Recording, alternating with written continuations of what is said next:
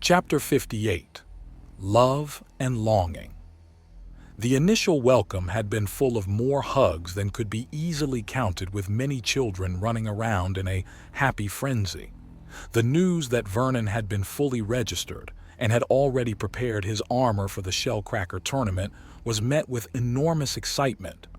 He had answered the youngest questions about his lack of a tail and horns with a bit of joking about misplacing them. Then he made up all sorts of strange stories that were each more absurd than the last before everyone watching could no longer contain their laughter.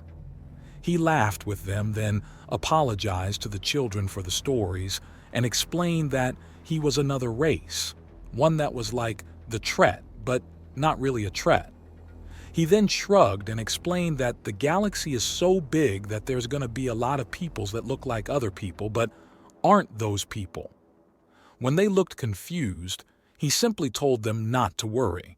So long as they're polite and well-meaning, most misunderstandings such as that could be brushed aside.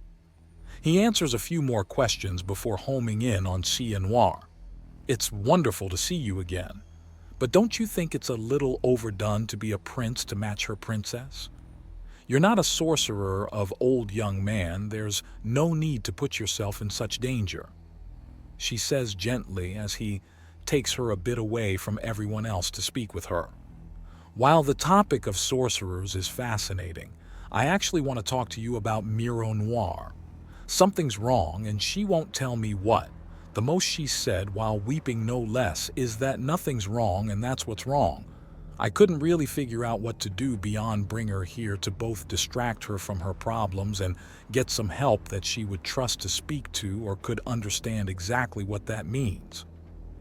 Vernon explains quickly and HFY Noir's eyes go wide. "I see. I'll speak with her. Hopefully it's just a misunderstanding. It's a bit of a family trait to get stuck on one or two problems and resolve to solve them in a certain way, even if it doesn't actually work that way," HFY Noir says, and Vernon huffs in amusement. "Something funny? You're not going to find an answer to that in my family. Shays are stupidly stubborn in our own ways. We say we're going to do something, and it takes a literal crowd arguing and personal enlightenment to make us change our minds." That sounds like personal experience. Not a happy memory. The personal enlightenment was me promising to myself to think things through clearly and re-weigh the costs and benefits. The argument was my entire immediate family ganging up on me. I don't like to even remember it, to be honest. "Sorry for bringing it up," he says, and she nods sympathetically. "Oh no, don't you worry. I won't pry. Still, thank you for telling me. I'll help her through it. I promise." HFY Noir promises him, and he nods gratefully. "Thank you," he says before they both head back to the crowd. In less than 10 minutes, HFY Noir's taken Miro Noir to a nearby room, even as Vernon shows off some little axiom tricks for the children. "He's worried for you, you know," HFY Noir says to her daughter, and Miro Noir looks startled. "Pardon?" "He told me about your tears, about how nothing is wrong and that's what's wrong. What's troubling you? Why are you bemoaning your own happiness?" she asks, and Miro Noir looks trapped for a moment before seeming to wilt. "I've been hogging him all to myself. It's disgraceful. There are few enough men to go around and I can't possibly justify keeping him all to myself. Tradition demands." "Doesn't his race have a tradition of monogamy?" HFY Noir interrupts. "Pardon? By tradition you have to respect his culture as well, which says something utterly different, does it not?" "It does," Miro Noir says hesitatedly. "Sweetheart, you're worried about losing his attention and getting lost in a crowd, aren't you? Of this wonderful time being a singular thing that will never return." "Yes, mother. It doesn't have to. You are the first wife, my Miro Noir. You and he are the ones who decides who comes into the marriage next, and most will ask you. Simply hold them to your own standard. There is no loss of honor trying to ensure that your sister wives are the best they can possibly be. Make that standard open, make it known, and most will simply not bother to try.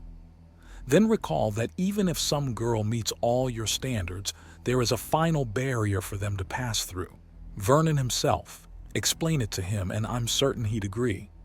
Hijinks Noir explains, and Miro Noir's eyes light up then dim somewhat. But where would I even begin? What could I possibly offer that an endless horde of other Apuk could, not to mention the other races? You're a battle princess, darling. That's a very, very exclusive standard to begin with. After that, I'm positive you'll find more, such as being well-traveled. You've gone to many worlds with your tournament winnings and holdings. That's a standard that cuts it down to nearly 1 in 20 battle princesses. Hijinks Noir explains, and Miro Noir looks very thoughtful. Not to mention the vast, vast majority of princesses are already married.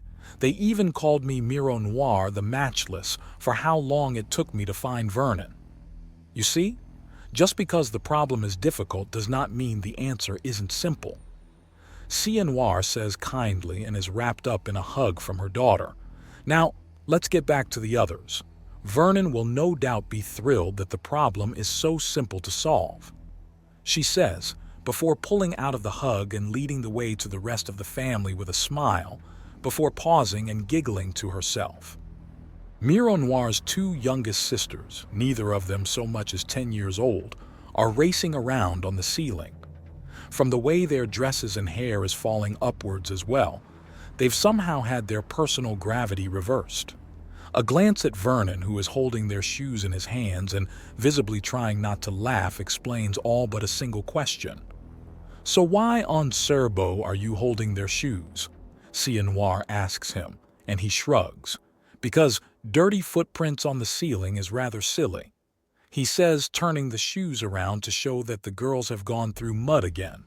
You two ready to come down? He calls up to the girls. Never! Limmy Noir and Visu Noir declare as one.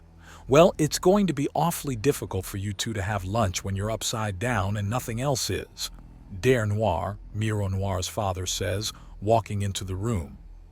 So, you're Vernon, the mysterious monkey mage from cruel space that my princess is so smitten with? He asks, looking Vernon up and down. That looks like a soldier's uniform. He says, which draws attention to the fact that he himself wears his clothing like a uniform, always semi-formal if not formal. Very traditional, but never unreasonable. Formal attire, but yes, Vernon remarks. So you know how to work hard despite not needing to and are willing to face danger again without needing to. He asks Vernon, who nods.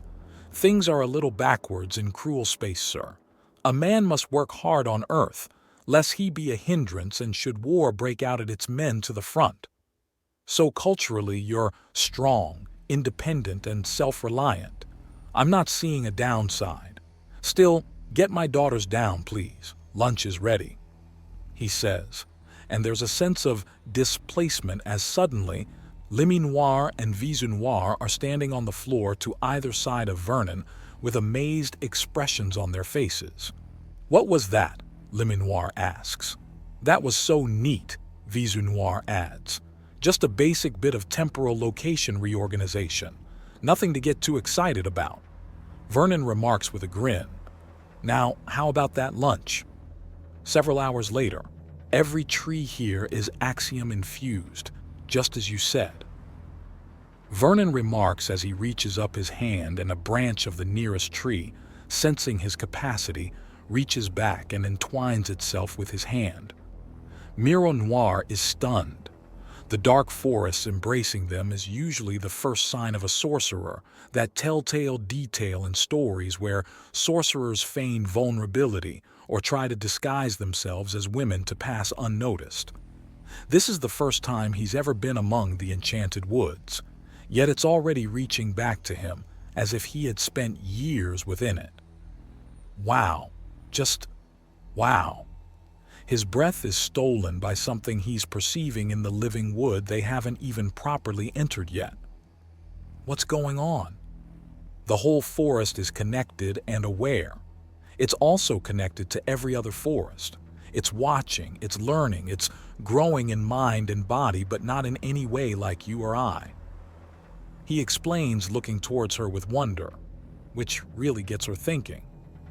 You know, if you really want to raise things to a standard no woman can touch you could have, knowing the secrets of the forests, as a requirement. Apparently, no Apuk woman has ever figured it out on her own, and the men are hush-hush about it. He explains further before his head snaps to the woods with a cross look on his face. Oh, shut up! He rebukes the wood itself. I am not some cowering child looking for safety. I am here seeking knowledge to share with my people. The entire forest groans as Miro Noir's jaw drops. Never has a sorcerer been anything but respectful and deferential to the forests, many of them actively luring in more fire-prone Apuk, who barely escaped the grasping branches only to realize that the forest itself had provoked her to devour the fire they had conjured to defend themselves. So, the forest actually understands you? She asks him, and he turns to smile at her. It understands you as well here. He holds out his hand entwined with the branch out to her. She reaches out and the branch retreats. You scared it. He chides her with a smile. How did I frighten it? She asks, and he chuckles. Don't channel axiom into yourself. Reach out while only looking for it. Let the axiom flow around and through you rather than directing it at all times. He explains and she gasps. But I'd never. No Apuk warrior ever ceases her channeling. It's deep in the bones. To cease channeling is to cease being a warrior, she exclaims, and the look of revelation on Vernon's face is astounding. And that's why everything is as the way it was. The forest retreats if you bring yourself to it, but if you try to bring in the forest, it flows easily, Vernon states, and no doubt he's going to be telling his friends about all this as well. So must you enter the forest? I am still willing to hike through the outskirts. She somewhat fibs as she eyes the nearly instant darkness that erupts.